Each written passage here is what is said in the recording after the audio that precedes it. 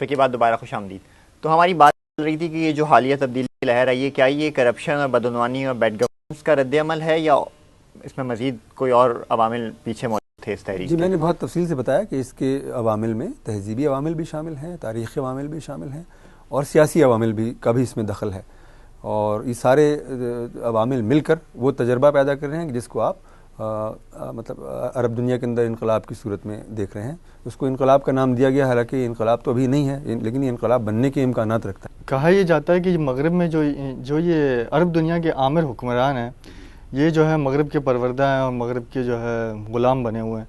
तो अब जब इनको हटाया जा रहा है तो मगरब तो ख़ुद इनका साथ दे रहा है। जैसे लीबिया में जो है नेटो ने और मगरबी इत्तेहाद ने साथ दिया लीबिया में जो है हुकूमत जो है कज़ाफ़ी की हुकूमत के ख़ात्मे के लिए, इसी तरह हुस्न मुबारक के ख़ात्मे के लिए, इसी तरह बशार अल असद के हवाले से भी जो है मगरब तो इस हवाले से काम कर रहा है और वहाँ पर जमहूरियत के इस्तेहकाम की बातें कर रहा है। इसको आप किस तनाज़ुर में देखते हैं? ये बहुत अच्छा सवाल आपने किया, लेकिन मैं आपसे कहूँगा कि आप जो इस तब्दीली का बिल्कुल इब्तदाई मरहला है उसको ज़रा सा अगर आप फोकस करें, उस पर आप अपनी तवज्जो मरकूज़ करें, तो आपको मालूम होगा कि जब ट्यूनिस में तग़य्युर रूनुमा हुआ तो अमेरिका और पूरा यूरोप सोया पड़ा हुआ था।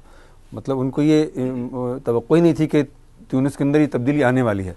उनमें से किसी को ये तवक्को नहीं थी और वो कोई भी उस पर फोकस नहीं किया हुआ था। लेकिन ये तब्दीली आ गई, वहाँ तग़य्युर रूनुमा हो गया। एक छोटे से वाक़े से इतना बड़ा प्रोटेस्ट जो है वो फैला और वो फैलता ही चला गया। और उसने जो है, आपको मालूम है, ट्यूनिस जो था वो एक ऐसा मुल्क था कि जिस पर ज़ैनुल आबिदीन की गिरफ्त इतनी ज़बरदस्त थी कि वहाँ कहा जाता था कि वहाँ हर दूसरा आदमी जो है वो उनकी इंटेलिजेंस के लिए काम करने वाला आदमी है। यानी जिस तरह KGB के रूस के बारे में आपने सुना है ना, कि वो बीवी शौहर के लिए की स्पाइंग कर रही है और शौहर बीवी की स्पाइंग कर रहा है और बाप बेटे के लिए की मुखबरी कर रहा है। ये सूरत हाल ट्यूनिस के अंदर थी। तो मतलब, लेकिन वो जो पूरी सूरत हाल थी, उस एहतजाजी तहरीक ने उस पूरी सूरत हाल को तहरील कर दिया और ज़ैनुल आबिदीन के बारे में सोचा भी नहीं जा सकता था कि वो जाएगा। लेकिन उसकी 23 साल की जो पूरी हुकूमत थी वो टॉपल हो गई। जब हुकूमत टॉपल हो गई तो ज़ाहिर है वेस्ट के लिए सवाल पैदा हुआ कि उस पर वो क्या पोजीशन ले। ज़ाहिर है कि अगर वो उस पूरी तहरीक के ख़िलाफ़ कोई पोजीशन लेता तो ज़ाहिर है कि डिस्क्रेडिट हो जाता पूरी अरब दुनिया के अंदर। और डिस्क्रेडिट तो वो पहले से हुए हैं। 9/11 के बाद जो उनका मतलब मुस्लिम दुनिया के अंदर जो इमेज है वो आप उससे बखूबी वाकिफ़ हैं कि हर जगह अनपॉपुलर है। यानी अमेरिका भी अनपॉपुलर है, यूरोप भी अनपॉपुलर है। तो वो उस अनपॉपुलैरिटी को बढ़ा नहीं सकते थे। चुनांचे उन्होंने गैस किया कि अब हम क्या करें, और एक पोजीशन लेने की कोशिश की कि साहब हम मतलब ऐसी कि बैन के ना हम इसके हक़ में हैं ना हम इसके ख़िलाफ़ हैं।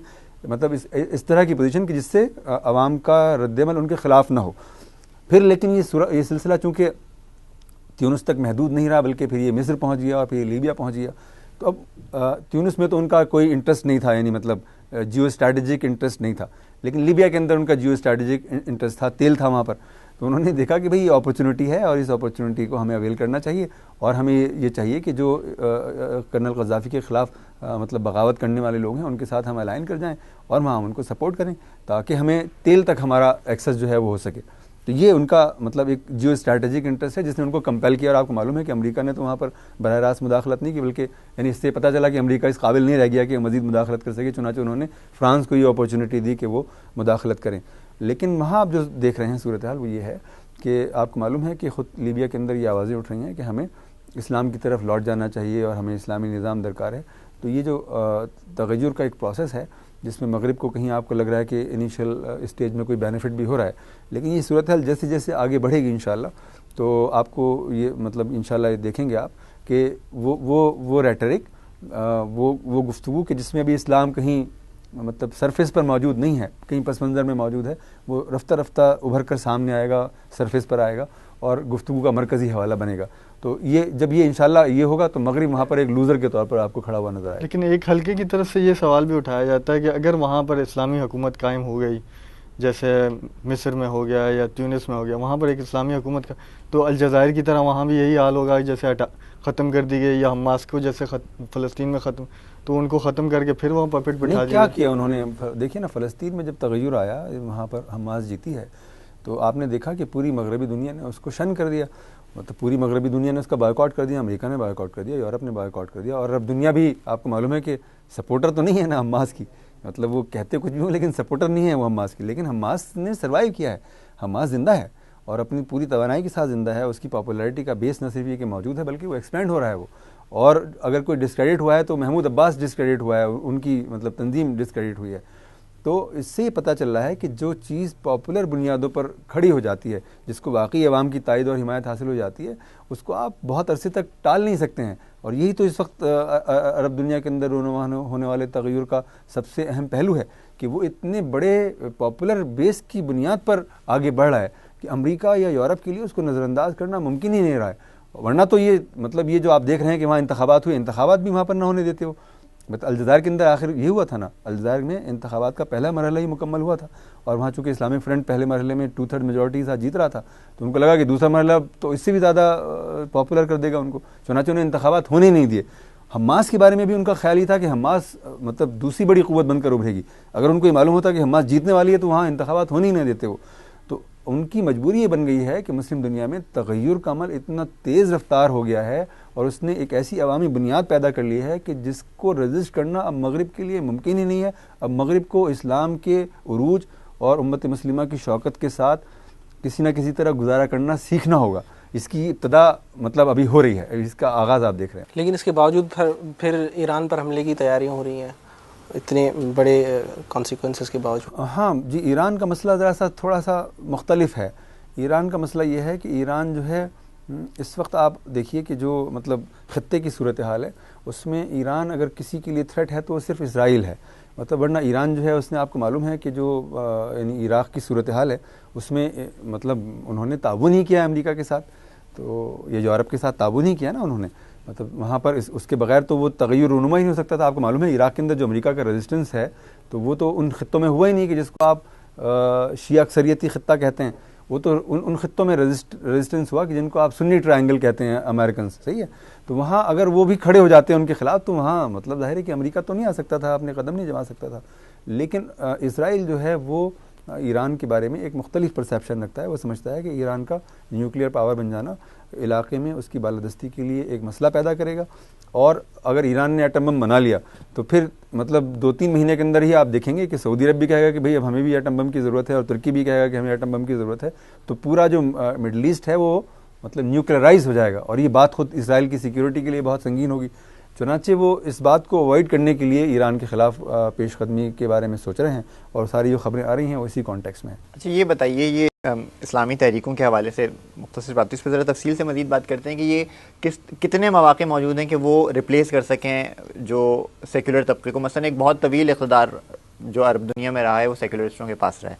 अब क्या इस्लामी क़ुव्वतें इस काबिल हैं, मसलन मिस्र की अगर मिसाल हटा दें तो ट्यूनिस और मराकश में, क्या वो इस कि पावर अल्टरनेट पावर के तौर पे वो अपने आप को पेश कर सकें और फिर मसाइल भी हल कर सकें और मामलात भी आगे चला सकें? जी क्यों नहीं, बिल्कुल। देखिए ना, असल में देखिए असल मसला क्या है। असल मसला ये है कि हमारा जो ग़ुलामी का तजर्बा है उसने हमारे अंदर एक बहुत शदीद एहसास कमतरी पैदा किया है। ऐसा एहसास कमतरी कि जैसे लगता है कि ये दुनिया जो है ये हमारी दुनिया ही नहीं है, यानी इससे हमारा कोई ताल्लुक़ ही नहीं है। मतलब ये दुनिया सेकुलरिस्टों की दुनिया है, ये लिबरल लोगों की दुनिया है, वही गवर्न करते हैं, वही गवर्न कर सकते हैं।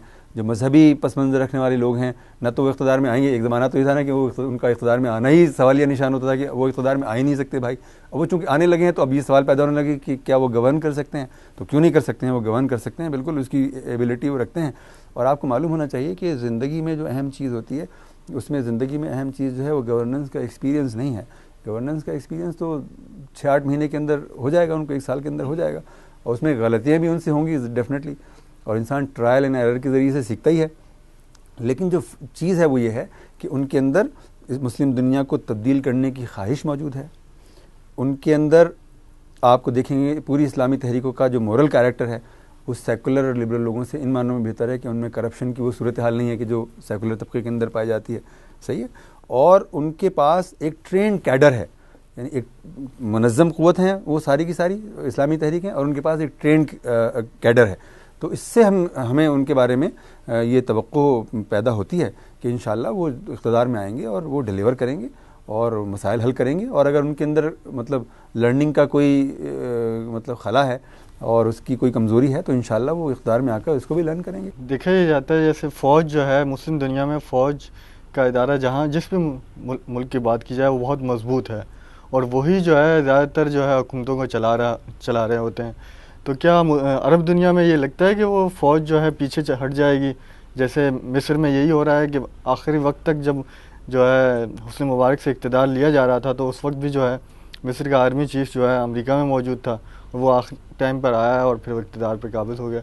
तो ये क्या लगता है कि वो फ़ौज जो है वो पीछे हट जाएगी और जो है अवामी तहरीक जो भी आएगी तहरीक, वो जो है आके इक़्तिदार जो है सही मानों में उसके सुपुर्द कर दिया जाएगा और वो चलाएगी मुल्क को? जी, मैं आपसे ये तो कहने की कोशिश कर रहा हूँ कि यानी जैसे अलजज़ायर की तब्दीली थी, आपने अलजज़ायर की बात की ना, तो अलजज़ायर की तब्दीली एक आइसोलेशन में आप उसको देखते हैं कि भाई एक मुल्क है उसके अंदर तब्दीली आ गई है, तो वहाँ कुछ भी हो सकता है। वही हुआ वहाँ हुआ, वही कि उन्होंने जिस तरह चाहा उसको टैकल किया। आपको मालूम है कि उन्होंने उसको ताकत के ज़रिए से कुचल दिया।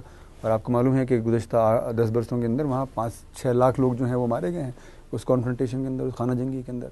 तो ये किया उन्होंने, और ज़ाहिर है कि वो अब भी कर सकते थे वो। लेकिन जो तग़य्युर रूनुमा हो रहा है वो ये है कि ये तब्दीली की लहर लोकलाइज्ड नहीं रही है, किसी एक मुल्क तक महदूद नहीं रही है, बल्कि इसने एक इलाकाई रंग इख्तियार कर लिया है और इससे आगे बढ़कर ये उम्मतगीर रंग इख्तियार करती हुई आपको नज़र आ रही है। कि मतलब अब लोग बात कर रहे हैं कि भाई ये अरब दुनिया में तब्दीली क्यों आ रही है, पाकिस्तान में क्यों नहीं तब्दीली आ रही है, और इंडोनेशिया में क्यों नहीं आ रही है। और मतलब तो इससे ये जो आरजू है तग़य्युर की जो है, इससे पता चल रहा है कि ये उम्मतगीर हो गई है। इसको फ़ौज यकीनन इतनी आसानी के साथ तो अपने इख्तियारात को सरेंडर नहीं करेगी, लेकिन उसको सरेंडर एक इंस्टीट्यूशन के तौर पर सरेंडर करना पड़ेगा और उसको मानना पड़ेगा कि दुनिया तब्दील हो गई है, उसकी बुनियादें तब्दील हो गई हैं, उसके बुनियादी महर्रकात तब्दील हो गए हैं, और एक नया मंजरनामा तुलू हो रहा है। इस नए मंजरनामे में इस्लाम एक डिफाइनिंग रियलिटी बनकर उभर रहा है, और उम्मत मुस्लिमा की जो एस्पिरेशंस हैं वो माजी की एस्पिरेशन से मुख्तलिफ हो गई हैं। तो चुनाचे वो चाहें न चाहें उन्हें अपने इक़्तिदार को, अपने इख्तियार को नई क़ुव्वतों के सुपुर्द करना पड़ेगा। अच्छा, ये एक ख़दशा ज़ाहिर किया जा रहा है कि अगर इस्लाम पसंद मशरिक़ वस्ता में इक़्तिदार में आ जाते हैं तो मशरिक़ वस्ता पुरअमन नहीं रह पाएगा। यानी लाजमी उसका नतीजा ये निकलेगा कि इसराइल के साथ कन्फ्रंटेशन होगी और शायद मौका की जंग की तरफ चला जाए। मसलन अगर इस्लाम पसंद मिस्र में भी आ जाएँ, शाम में भी आ जाएँ, और जो ऑल्टरनेट वे नज़र आ रहा है कि वो आ ही रहे हैं, नज़र आ रहा है, तो फिर ये मसलन क्या पुरअमन होगा, मशरिक़ वस्ता हो पाएगा इसके साथ पुरअमन कोएग्जिस्टेंस किस तरह से नहीं? होगी? पीसफुल में हम इसराइल की तो हम बात ही नहीं कर रहे, हम इसराइल के कॉन्टेक्स्ट में हम बात ही नहीं कर रहे हैं। हमें तो ये बात जान लेनी चाहिए कि सिर्फ इस्लाम और इस्लामी क़ुव्वतें ही वो क़ुव्वतें हैं कि जो मुस्लिम दुनिया को हकीकी मानों में पुरअमन बना सकती हैं, और सिर्फ मुस्लिम दुनिया को नहीं बल्कि आलमगीर अमन का जो ख्वाब इंसानियत देख रही है, और जो कि आपको बहुत मतलब दूर नज़र आता है और आपको लगता है कि इसका मटीरियलाइज़ होना मुमकिन ही नहीं है, ये सिर्फ इस्लाम के ज़रिए से ही मुमकिन है। इसलिए कि इस्लाम ही वो क़ुव्वत है कि जो इंसान को इंसाफ के उसूल की तरफ लाता है, जो इंसान को मसावत के उसूल की तरफ लाता है, और जो इंसानों को पीसफुल कोएग्जिस्टेंस का सबक देता है, जो बताता है कि डाइवर्सिटी के अंदर रहने का मतलब क्या है। यानी इस्लाम जो है, आपको मालूम है कि पूरी तारीख़ इस्लाम की आपके सामने है। इस्लाम ने हमेशा जो मजहबी अक़लियतें हैं उनके लिए गुंजाइश पैदा की है, और वो अक़लियतें मुस्लिम दुनिया के अंदर फलती फूलती रही हैं। यानी ईसाइयों ने भी, वो भी फले फूले हैं, यहाँ तक कि यहूदी भी फले फूले हैं। और आपको मालूम है कि हिंदुस्तान पर हमने 1000 साल तक हुकूमत की है, और 80% आबादी हिंदुस्तान की हिंदू है आज भी।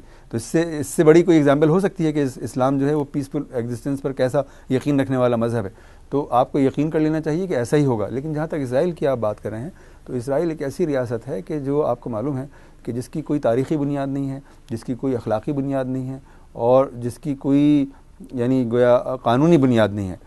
तो उसके साथ तो ताल्लुक़ को बहरहाल मतलब यानी उस पर नज़रसानी करनी ही पड़ेगी ना, मतलब ये तो मजबूरी है, मतलब इसमें कोई ऑप्शन ही नहीं है। मतलब उसका जो तसल्लुत है पूरे मशरिक़ वस्ता के ऊपर, और उसने जिस तरह से फ़लस्तीन के लोगों को दबाया है, कुचला है, मारा है, और उनके इलाकों को उसने ग्रैब किया है, उसको किसी भी आप कानून की रूह से, किसी भी अखलाक़ी उसूल की रूह से जस्टिफाई नहीं कर सकते। तो ज़ाहिर इन तमाम इशूज़ को मुस्लिम दुनिया आज नहीं तो कल एड्रेस तो करेगी, और इसराइल के साथ ताल्लुक़ पर आपको इस एतबार से इस कॉन्टेक्स्ट में नज़रसानी भी करनी पड़ेगी।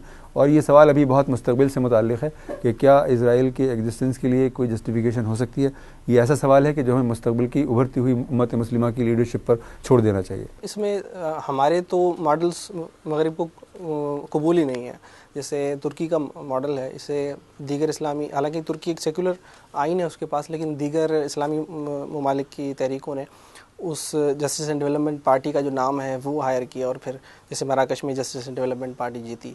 तो तुर्की का मॉडल जो है गवर्नेंस का, उसकी ज़रा एक तो वजाहत कीजिएगा। दूसरा ये कि वो फिर थ्रेट्स क्या हैं मगरिब को। जैसे 70% जो है वो वोट सीटें ली हैं मिस्र के अंदर इस्लामिस्ट तबकों ने, और 62% टर्नआउट रहा है वहाँ पर। मतलब ये एक जमहूरियत की एक अच्छी मिसाल है, एक अच्छी रिवायत है कि इस सवाल का जवाब हम वक्फे के बाद लेते हैं, एक वक्फे के बाद दोबारा।